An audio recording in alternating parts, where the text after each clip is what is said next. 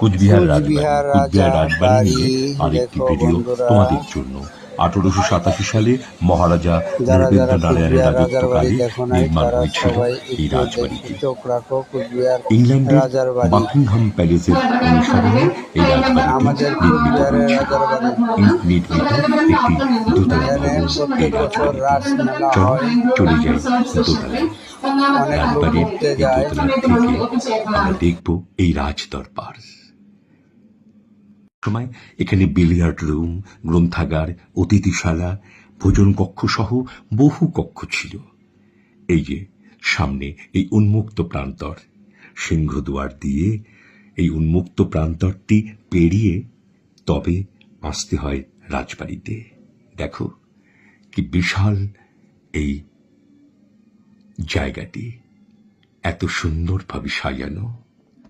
এটি কুচবিহারের রাজকীয় ইতিহাস এবং ঐতিহ্যের ধারাকে বহন করে নিয়ে চলেছে।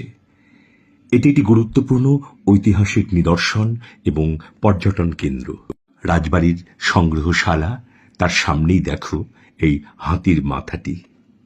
কুচবিহারের কেন্দ্রস্থলে অবস্থিত হওয়ায় এটি শহরের অন্যতম পরিচিত স্থাপত্য এবং একটি জনপ্রিয় ল্যান্ডমার্ক।